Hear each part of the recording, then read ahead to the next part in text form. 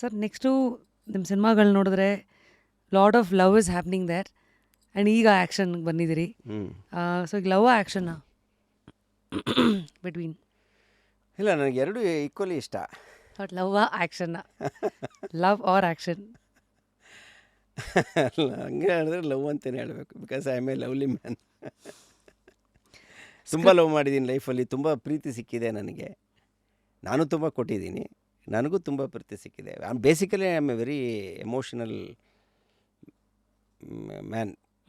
Emotionally ತುಂಬ connect ಆಗ್ತೀನಿ ನಾನು. ನನ್ನ ಸಿನಿಮಾಗಳಲ್ಲಿ ಎಮೋಷನ್ ಅಷ್ಟು ಸ್ಟ್ರಾಂಗಾಗಿ ಯಾಕೆ ಡಿಪಿಕ್ಟ್ ಆಗುತ್ತೆ ಅಂದರೆ, ನಾನೇ ತುಂಬ ಎಮೋಷ್ನಲ್ ವ್ಯಕ್ತಿ.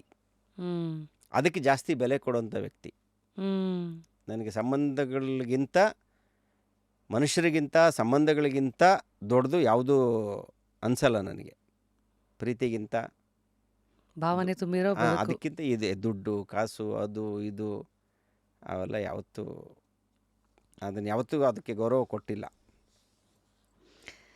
ನಮ್ಮಲ್ಲೊಂದು ಇದಿದೆಯಲ್ಲ ಸರ್, ಈ ಕುಂಬಾರ ಮಡಕೆ ಮಾಡಬೇಕಾದಾಗ ಮಣ್ಣನ್ನು ಒದ್ದು ಒದ್ದು ಅಥವಾ ತುಳಿದು ಹದ ಮಾಡೋದು ಒಂದಾದರೆ, ಅದಕ್ಕೆ ಕಾವು ಕೊಟ್ಟು ಕೊಟ್ಟಿರೋ ಶೇಪನ್ನು ಗಟ್ಟಿಯಾಗಿ ಮಾಡೋದೇ ಆ ಬಿಸಿ. ಹೌದು. ಸೊ ಹೀಗೆ ನಿಮ್ಮ ಜೀವನನ ಹಿಂದೆ ತಿರುಗಿ ನೋಡಿದ್ರೆ ಯಾರನ್ನ ಕುಂಬಾರ ಅಂತೀರಿ, ಯಾವುದನ್ನು ಬಿಸಿ ಅಂತೀರಿ? ಅಲ್ಲ, ಕುಂಬಾರ ನಮ್ಮ ಮಹೇಂದರ್ ಸಾರೇ ಒಂದು ಶೇಪ್ ಕೊಟ್ಟರು ನಮಗೆಲ್ಲ. ಆ ಬಿಸಿ ಕೊಟ್ಟಿದ್ದು ಹಂಸಲೇಖ ಅವರು. ವಾವ್. ಹೌದು.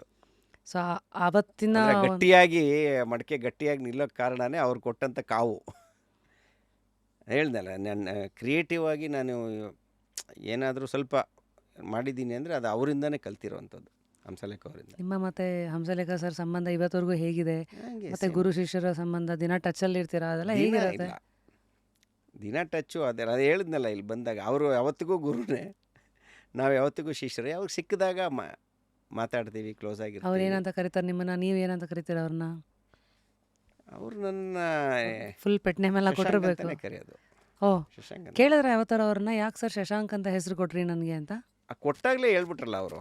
ಯಾವಾಗಲೂ ನಗ್ತಾ ಇರ್ತೀಯ, ಒಳ್ಳೆ ಮೂನ್ ಥರ, ಫುಲ್ ಮೂನ್ ಥರ ಇದೆಯಾ, ಶಶಾಂಕ್ ಅಂತ ಇಟ್ಕೊ ಅಂತ ಅದನ್ನು ಹೇಳ್ಬಿಟ್ಟೆ ಹೆಸರು ಹೇಳಿದ್ದವರು. ಓಹೋ. ಅದನ್ನು ಯಾವಾಗಲೂ ನಗ್ತಾ ಇರ್ತೀನಲ್ಲ, ಈಗಲ್ಲ, ಮುಂಚೆಯಿಂದನೂ ಅಷ್ಟೇ. ಹಾಂ. ಸ್ಮೈಲು ಶೂಟ್ ಸೆಟ್ಟಲ್ಲಿ ಮಾತ್ರ ವ್ಯಾನಿಷ್ ಆಗುತ್ತೆ ಅಷ್ಟೇ ಸ್ಮೈಲು, ಡೈರೆಕ್ಷನ್ ಮಾಡುವಾಗ.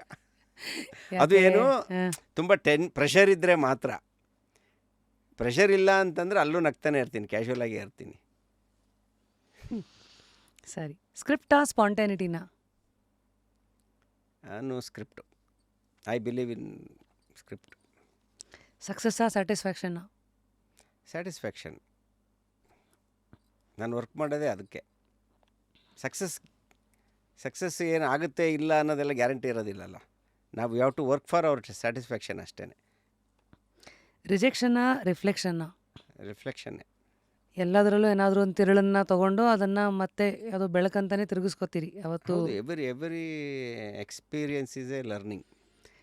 ನಿಮ್ಮನ್ನು ಬಹಳ ಶಾಕ್ ಮಾಡಿದ ಅಥವಾ ಏನಪ್ಪ ಇದು ಹಿಂಗಾಗೋಯ್ತಲ್ಲ ಅಂತ ಅನಿಸಿದಂಥ ಒಂದು ಫೇಸ್ ಏನು ಸಿನಿಮಾ ಲೈಫಲ್ಲಿ? ಅದೇ ನಾನು ಪ್ರೊಡಕ್ಷನ್ ಹೌಸು ಶುರು ಮಾಡಿ ದಬಾಕೊಂಡಿದ್ದು. ಮೊದಲನೇ ಪಿಕ್ಚರೇ, ನಾನು ಪ್ರೊಡ್ಯೂಸರ್ ಆಗಿ ಮಾಡಿದ ಮೊದಲನೇ ಪಿಕ್ಚರೇ.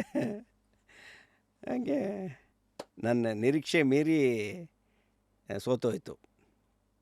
ಅದು ಶಾಕಿಂಗ್. ತಾಯಿಗೆ ತಕ್ಕ ಮಗ. ನಾನೇ ಪ್ರೊಡ್ಯೂಸರ್. ನನ್ನ ಕೆರಿಯರಲ್ಲಿ ಹೌಸ್ಫುಲ್ ಬೋರ್ಡು ನೋಡ್ದಲೇ ಇರೋ ಸಿನಿಮಾನೇ ಇರಲಿಲ್ಲ ನನ್ನ ಕೆರಿಯರಲ್ಲಿ. ರೈಟ್ ಫ್ರಮ್ ದ ಬಿಗಿನಿಂಗ್, ಸಿಕ್ಸರಿಂದ ಹಿಡಿದು ಎಲ್ಲ ಸಿನಿಮಾಗಳಲ್ಲೂ ಹೌಸ್ಫುಲ್ ಬೋರ್ಡ್ ನೋಡಿದ್ದೆ ನಾನು. ಫಸ್ಟ್ ಪಿಕ್ಚರ್ ನನ್ನ ಕೆರಿಯರಲ್ಲಿ ಒಂದೇ ಒಂದು not even single housefull board ನೋಡ್ದಲೇ ಇರೋ ಪಿಕ್ಚರ್ ಅಂದರೆ ತಾಯಿಗೆ ತಕ್ಕ ಮಗ. ಇವತ್ತು ಬೆಳಿಗ್ಗೆ ಹೋಗಿ ಅಪರ್ಣ ಥಿಯೇಟ್ರ್ ಎದುರುಗಡೆ ನಾನು ಹೋಗಿದ್ದೀನಿ. ಬೆಳಿಗ್ಗೆ ರಿಲೀಸ್ ದಿನ ಯೂಶ್ವಲಿ ಹೋಗ್ತೀವಿ ಪ್ರತಿ ಸಿನಿಮಾಗೂ, ಮಾರ್ನಿಂಗ್ ಶೋಗೆ ಅಲ್ಲೇ ಹೋಗಿರ್ತೀವಲ್ಲ ನಾವು. ಹೌಸ್ಫುಲ್ ಬೋರ್ಡೇ ನೋಡಿರೋದು ನಾನು ಪ್ರತಿ ಪಿಕ್ಚರನ್ನು. ಫಸ್ಟ್ ಪಿಕ್ಚರು ತಾಯಿಗೆ ತಕ್ಕ ಮಗ. ಹೌಸ್ಫುಲ್ ಅಲ್ಲ, ಹಾಫ್ ಫುಲ್ಲು ಇಲ್ಲ ಅಲ್ಲಿ. ಹೇಗೆ ತೊಗೊಂಡ್ರಿ? ವಾ, ಅಂಥ ಶಾಕ್ ನನ್ನ ಲೈಫಲ್ಲಿ. ಅಂದರೆ ನಾನು ಎಕ್ಸ್ಪೆಕ್ಟೇ ಮಾಡಿಲ್ಲ. ಯಾಕೆ ಹಾಗಾಯ್ತು ಅದು? ಅದೇ ಡೆಸ್ಟಿನಿ. ಹಂಗಂತೀರಿ? ಬಿಕಾಸ್ ನಾ ಇದನ್ನು ಹೆಸರು ಹೇಳಲ್ಲ. ಇನ್ನೊಬ್ಬರು ನೀವೇ ಕೆಲಸ ಮಾಡಿರೋ ಪಾಪ್ಯುಲರ್ ನಟ ಮಾತಾಡಿದ್ದನ್ನು ನಾನು ಕೇಳಿದ್ದೆ. ಅಂದರೆ ನಮ್ಮ ಎಫರ್ಟ್ ಎಲ್ಲರೂ ಅದಕ್ಕೆ ಹಾಕಿರ್ತೀವಿ, ಸಕ್ಸಸ್ಗೆ ಅಂತಲೇ ಎಲ್ಲರೂ ಮಾಡೋದು. ಬಟ್ ಕೆಲವು ಸಿನಿಮಾಗಳು ನಮಗೆ ಗೊತ್ತಿಲ್ದಿರೋಂಗೆ ಎಲ್ಲೋ ಕರ್ಕೊಂಡು ಹೋಗ್ಬಿಡುತ್ತೆ.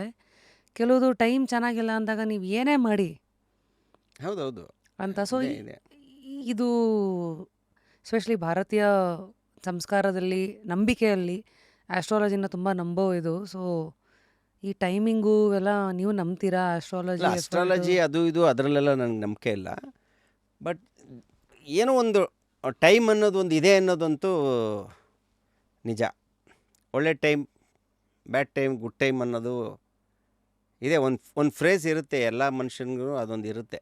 ಸಮ್ಟೈಮ್ಸ್ ನಾವು ಏನು ಮಾಡಿದ್ರೂ ವರ್ಕ್ ಆಗ್ತಾ ಇರುತ್ತೆ, ಸಮ್ಟೈಮ್ಸು ಏನು ಮಾಡಿದ್ರೂ ವರ್ಕ್ ಆಗಲ್ಲ.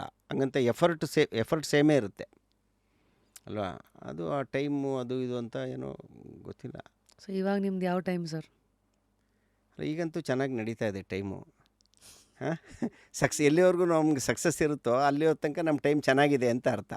ಈಗ ನನ್ನ ತಾಯಿಗೆ ತಕ್ಕ ಮಗ ಹಂಗಾದಾಗ ನನ್ನ ಟೈಮ್ ಚೆನ್ನಾಗಿಲ್ಲ ಅಂತಲೇ ಅಂದ್ಕೊಂಡಿದ್ದೆ ಅಷ್ಟೇ. ಈ ಎಫರ್ಟಲ್ಲಿ ಏನು ಡಿಫ್ರೆನ್ಸೇ ಇರಲಿಲ್ವಲ್ಲ. ನಾನು ಎಲ್ಲ ಪಿಕ್ಚರ್ಗೂ ಎಷ್ಟು ಎಫರ್ಟ್ ಹಾಕಿದ್ನೋ ಆ ಸಿನಿಮಾಗೂ ಅಷ್ಟೇ ಎಫರ್ಟ್ ಹಾಕಿದ್ದೆ.